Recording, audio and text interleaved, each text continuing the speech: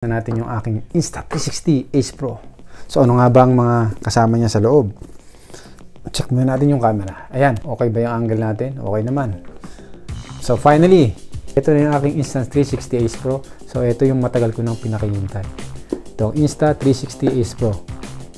All the way from Philippines. So pinabili ko siya sa katrabaho ko. So galing ng Pilipinas. So mas nakasave ako ng 3,000 pesos. Aside from camera, meron din siyang kasamang Insta360 Invisible Selfie Stick Tripod. So yan, Invisible Selfie Stick Tripod. So bubuksan natin siya after. Then aside from this, meron din siyang free na Insta360 256GB micro SD. So yan, compatible siya sa 8K and 4K video recording. Yung Insta360 Ace Pro, napakaganda kasi liftable yun yung screen niya. Then, up to 10 meters waterproof, hindi na natin kailangan ng case. Pero kung gagamitin natin siya ng more than 10 meters, so kailangan natin siya ng accessories na guiding case. Magnetic mounting system, so easy to lock. So, ayan. Ito na yung ating Insta360 Ace Pro, the Capture Action Camera. Napakaganda niya kasi may pure view siya. So, kahit gabi, so competitive siya. Kaya niyang kumuha ng malinaw na video sa gabi. Na natin yung aking Insta360 Ace Pro. So ano nga ba ang mga kasama niya sa loob? So first, yung camera. So ayan. So ito, tanggalin natin yung camera. So pakita natin yung camera. So ito yung camera. So, tatanggalin natin yung film. Tanggalin natin din yung front film at yung battery. So ayan, tanggalin natin yung film. Then, tanggalin natin yung front film. At ito yung kanyang battery.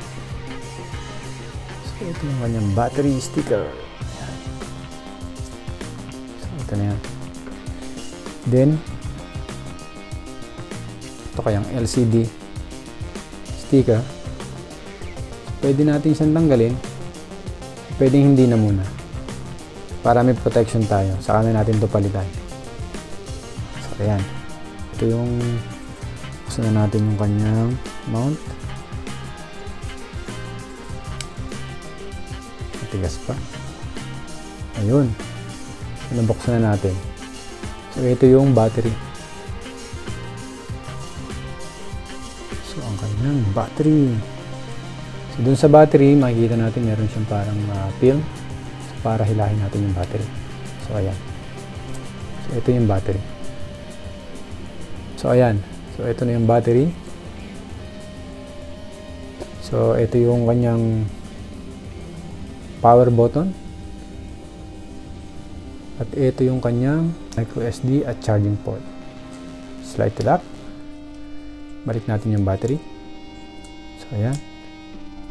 Then, press. So, ayan. Naka-block na. Then, yung kanyang screen is flippable. So, flip natin yung screen. Pero bago mo siya i-flip, i-press mo yung dalawang button. Yan. Sa two corner ng LCD, may button yun. So, i-press mo lang siya, then pwede mo na siyang iangat. So, ayan, di ba? So, ayan. Flippable. So, kung mag-vlog ako, pwede ko na makita yung aking sarili. So, ayan.